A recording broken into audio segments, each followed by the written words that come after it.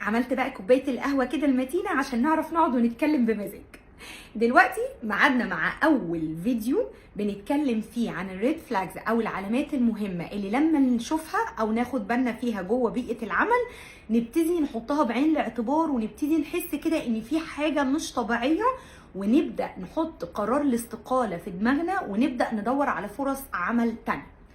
قبل ما ابتدي معاكم واقول لكم ايه هي الريد فلاجز او خد بالك من 1 2 3، تعالوا نبتدي من الاول خالص كده، نظرا ان ممكن اي حد يكون بيشوف الفيديو ده دلوقتي يكون لسه جاي له اوفر في شغل معين، لسه بيبتدي الطريق الوظيفي بتاعه، فناخد بالنا.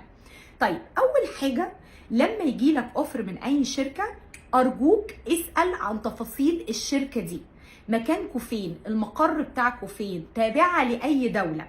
انا متفهمه جدا ان دلوقتي في معظم الشركات بتكون شغاله اونلاين، يعني ملهاش مقر على ارض الواقع، ولو ان ده برضو بالنسبه لي بيكون غريب شويه، ولكن تمام هي شغاله اونلاين. اسال بقى الشركه دي مقرها فين.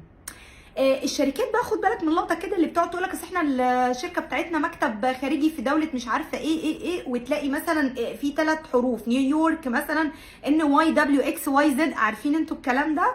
اعرف ان ده هوا. لا والله اصل المقر بتاعنا اتنقل بقى في دبي، عندنا مكتب في دبي. هوا. تمام؟ كل ده ما يشغلكش بحاجه. تسال على حاجه مهمه، الشركه دي تابعه لاي دوله؟ لو تابعه مثلا للسعوديه يبقى انت هنا لازم تكون عارف ان انت هتتعامل بقانون العمل السعودي. اتقال لك ان الشركه دي اصلها في مصر يبقى انت عارف ان انت كده هتتعامل بقانون العمل المصري. ليه ده مهم؟ اقول لك بقى ليه مهم. فرضا عرفت ان هي في مصر وهتتعامل بقانون العمل المصري، حضرتك مطلوب منك ايه؟ مطلوب منك ان انت تقرا قانون العمل المصري كله بند بند. ليه؟ عشان تعرف حقوقك. زي ايه؟ مثلا زي رصيد الاجازات، ليا كام يوم رصيد اجازات في السنه. طب والله لو خلصت السنه وانا لسه ليا رصيد اجازات، الاجازات دي بتترحل ولا الاجازات دي باخدها فلوس؟ مثلا حبيت استقيل بعد سنه 2 4 5، ايه حقوقي في كل سنه؟ طب والله الشركه جت في اي وقت واستغنت عنك، ايه حقوقي؟ التعويضات اللي المفروض اخدها، ايه المستحقات بتاعتي؟ الحاجات دي تبقى عارفها بند بند. حلو كده؟ طيب تمام. جالك العقد من الشركه عشان تمضيه، تقرا بنود العقد عقد، ولو لقيت ان العقد مش مذكور فيه البنود المهمه اللي موجوده في عقد العمل، خصوصا اللي بتضمن ليك مستحقاتك الماليه، ما تمضيش على العقد ده، وتطلب من الشركه انها تعدل العقد بالحاجات اللي تضمن ليك حقك في حاله الاستقاله او في حاله ان هم استغنوا عنك. ده شيء مهم جدا جدا جدا.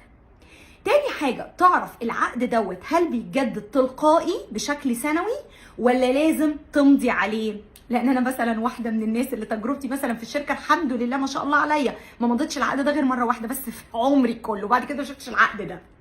تمام؟ زائد طبعا ان العقد بتاعي ما كانش مكتوب فيه اي حاجة من بنود اللي تضمن ليا حقي. وده اللي خلاني لما جيت استقلت اتقال لي بصريح العبارة سياسة الشركة بتاعتنا ما بتديش مكافأة نهاية الخدمة. طبعا دي غلطتي من البداية، علشان انا ما قريتش العقد كويس وما ضمنتش حقوقي. علشان كده وجب التنبيه ان انتوا لازم تقرا العقد وتعرف الشركة دي تابعة لاي قانون.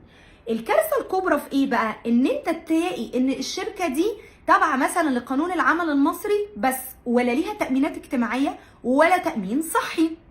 فلو اتقال لك بقى جمله ايه، لا احنا ان شاء الله هنعمل تامين اجتماعي وتامين صحي، اول ما يتقال لك الجمله دي اعرف ان هو ايه، هوا.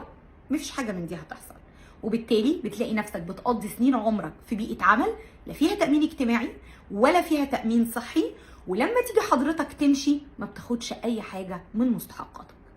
يبقى اول حاجه لازم نعملها ونتعرف عليها ويكون عندنا وعي تام بيها هي بنود عقد الشركه، وتبقى قاري وفاهم كويس قوي في قانون العمل اللي تابعه ليه الشركه اللي انت هتشتغل فيها ان شاء الله.